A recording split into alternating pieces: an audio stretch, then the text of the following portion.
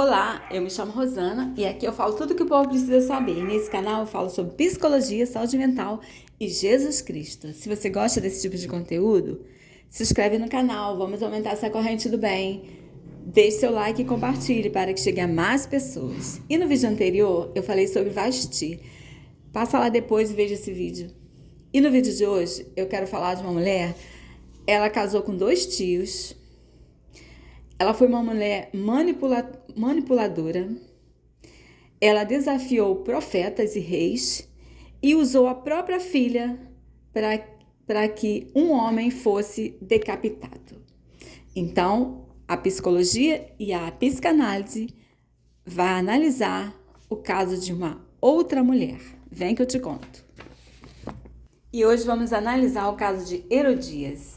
Herodias nasceu dentro de uma dinastia de Herodes. Sua vida nunca foi comum.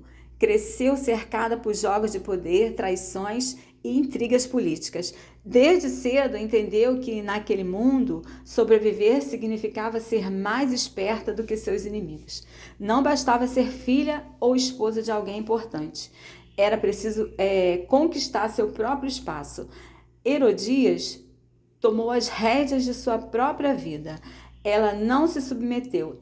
Ela comandou seu primeiro casamento, que foi com Herodes Filipe, um dos filhos do temido Herodes. Filipe não possuía o poder que ela almejava, não tinha um trono, não governava uma província.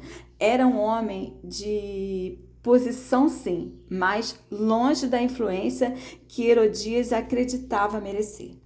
Então surgiu uma oportunidade que mudaria tudo. Herodes Antipas, o irmão de seu marido, governador da Galileia e da Pérea.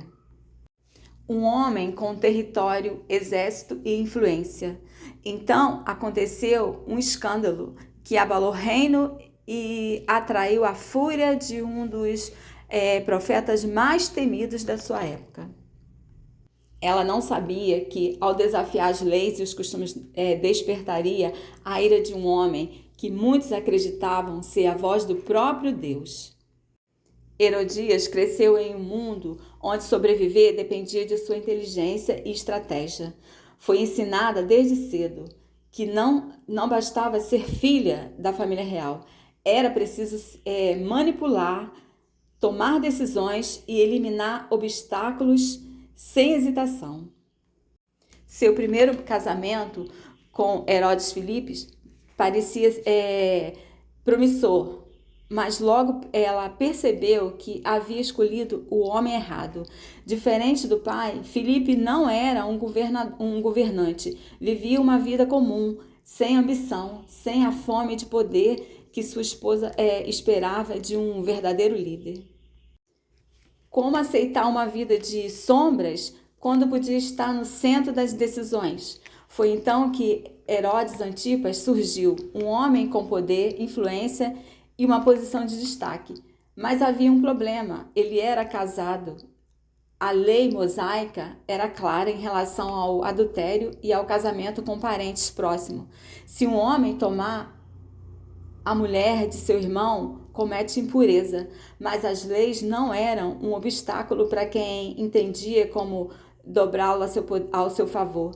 A decisão de abandonar o marido e se unir a seu cunhado não foi apenas um ato de paixão, mas uma jogada política. Herodias sabia que estava entrando em território perigoso. Naquele tempo, alianças eram mais poderosas que espada. Um casamento não era apenas um vínculo entre 2 pessoas, mas uma peça no grande tabuleiro da política. O seu primeiro marido era filho de Herodes o Grande, mas não possuía trono. Enquanto outros governavam territórios e tomavam decisões que moldavam a história, Filipe, seu marido, vivia em Roma, longe do poder. Para Herodias, isso era inaceitável. Então, Herodes Antipas governava e tinha a atenção de Roma e os recursos para expandir seu domínio.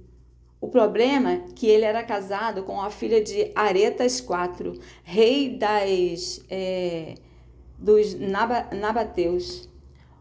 uma das civilizações mais influentes daquela época, cujo reino se estendia pelo deserto e controlava rotas comerciais. Mas Antipas estava disposto a pagar o preço por Herodias.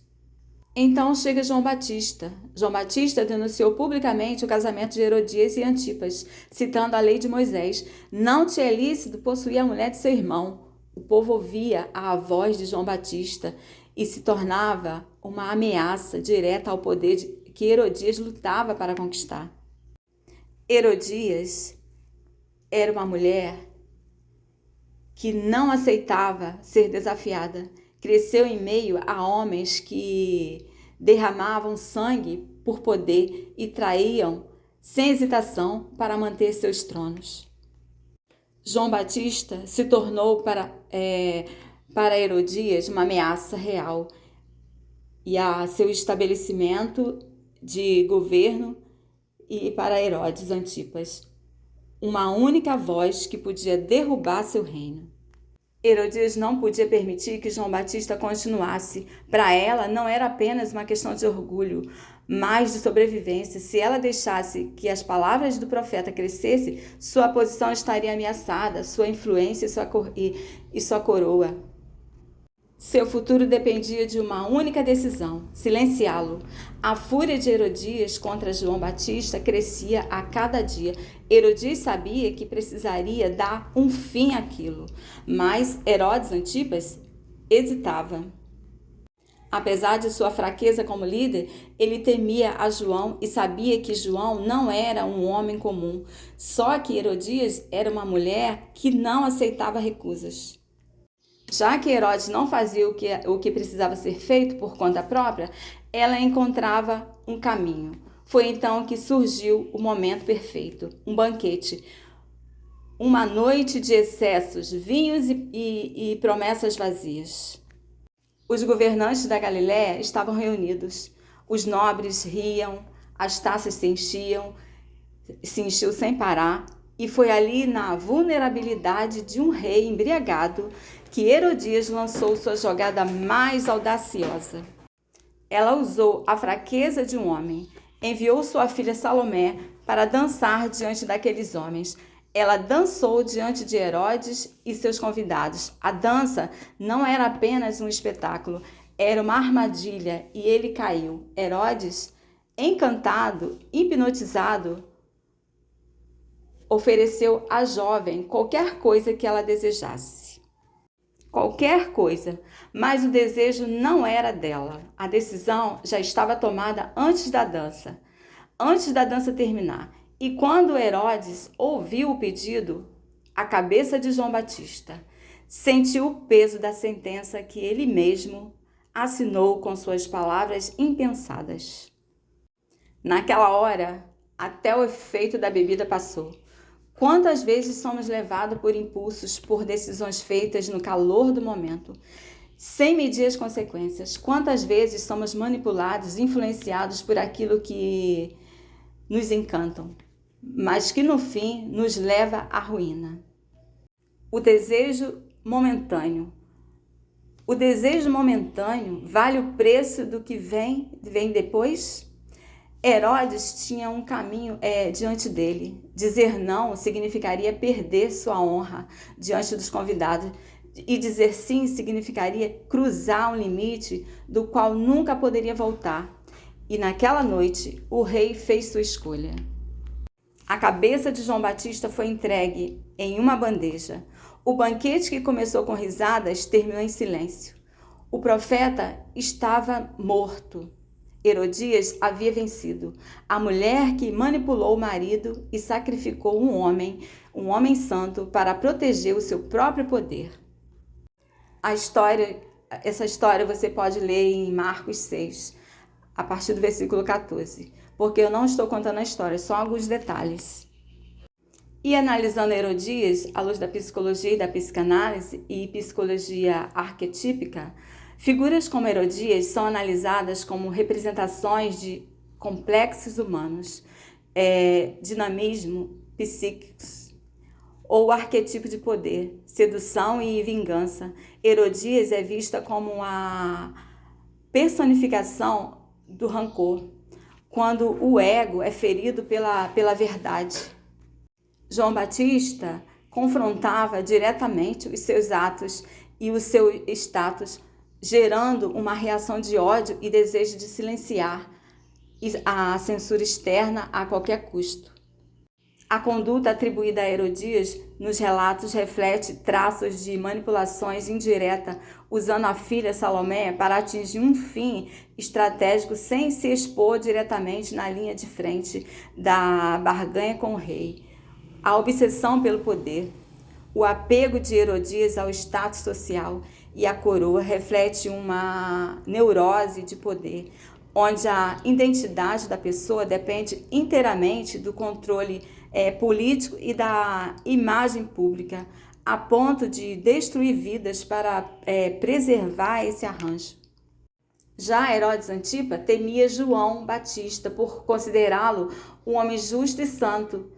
Herodes vivia em conflitos. Ele reconhecia a autoridade moral de João, mas era confrontado por ele devido ao seu casamento ilícito com Herodias.